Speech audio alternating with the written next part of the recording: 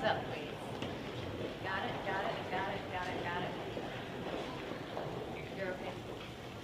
All right, well, it is a great day in South Carolina. We had a great carol lighting last night to set off the holiday season, but I know a lot of people have wanted to know where we stand with the flood.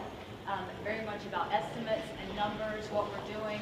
Our focus from the very beginning is, first of all, to thank these people behind me. This is Team South Carolina. This is the group that when times hit, they stood up. Everybody in their agencies stood together, they stood strong, and it was all about safety, and it was all about making sure that we protected South Carolina. And so I'm very, very proud of the people behind me in terms of the work that they did in getting us into a good place. Having said that, the second thing we wanted to do was be accurate. When you have a tragedy like what we had, and when you have a 1,000-year flood, the worst thing you can do is throw out numbers and throw them against the wall and see if they will stick. What we asked them to do was, let's go on real assessments. Let's be exact. Let's make sure that we're being responsible. Let's put out one number, and let's do it with one voice, so that when we go to the General Assembly or when we go to you, the media, or the taxpayers, everybody is very aware of what this flood did and how we tended to cover it. So I do want to give you some factual information of where we stand.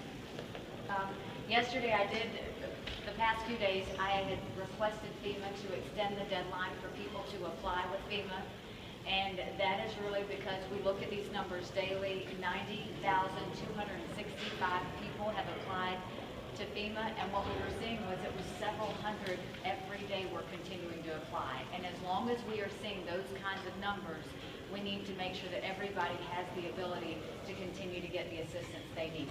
FEMA, we're very grateful, granted us that 30-day extension, and so now the new deadline will be, instead of December 4th, we are looking at January 3rd at midnight will be the last time that applicants can apply. So we're going to continue to work with everyone through our disaster recovery centers, make sure that all of these agencies are working with them, and certainly with FEMA to make sure that we are doing case by case, focusing on every individual that has needs. Now we go into the cost. So we had two situations. We had public assistance, which covered roads, government buildings, the Columbia Canal, and then we had individual assistance, which was money actually given out to individuals for items that they had in need to repair their situation or get them into a better situation. The public assistance dollar amount that was given was $300 million. The individual assistance that was given out by FEMA was $67,700,000. The insurance claims to date are $181,192,000 is what has been given to date. SBA has loaned out $82 million so far to individuals and to businesses. The Housing Authority, HUD right now is estimating $140 million that's going to be needed to get people back into their homes. And then we had some DOT. Keep in mind that we had a road situation. That kind of breaks down into a couple of things. What we saw with the roads was the federal eligible amount to repair our roads was $71 million. That's at a 90-10 match. I don't want to confuse you, but they're different pots. The roads under the PA, which was the public assistance, was $37 million. That was at a 25% match.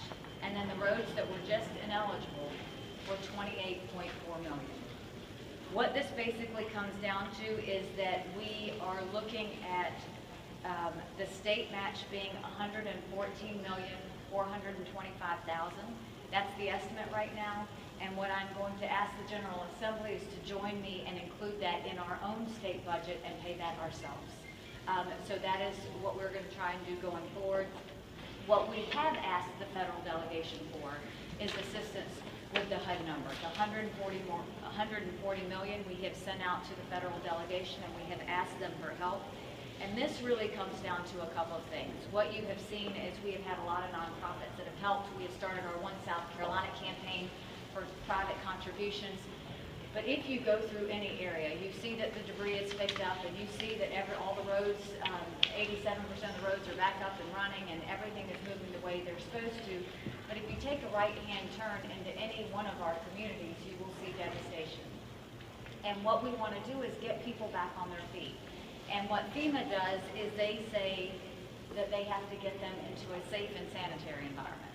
I will tell you, safe and sanitary is not what you would put your children in or what I would put my children in.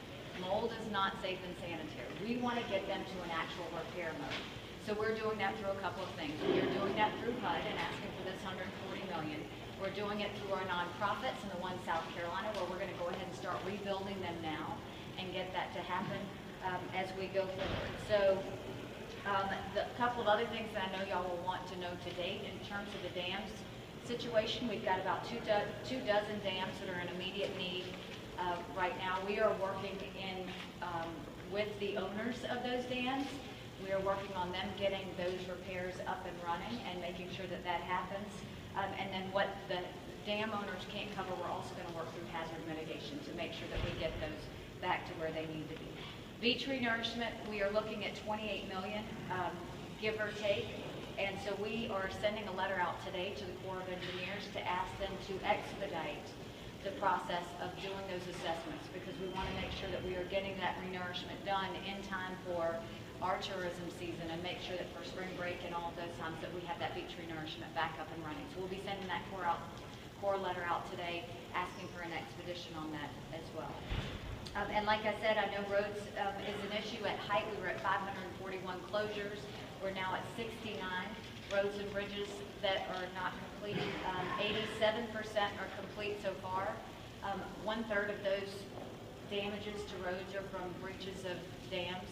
And so that's what's taking so long on that last little bit that we go forward. So that is where we stand in terms of everything that has happened. This is the number that we are asking for. We are going to take on a lot that we can from the state standpoint, because we can, because we know that it's within the budget, but we are going to ask federal delegation for $140 million to help those with housing needs. And with that, I will open it up for any questions that you may have for me or for anyone behind me. Governor, do you know overtime costs for like state employees working during the emergency response? So a lot of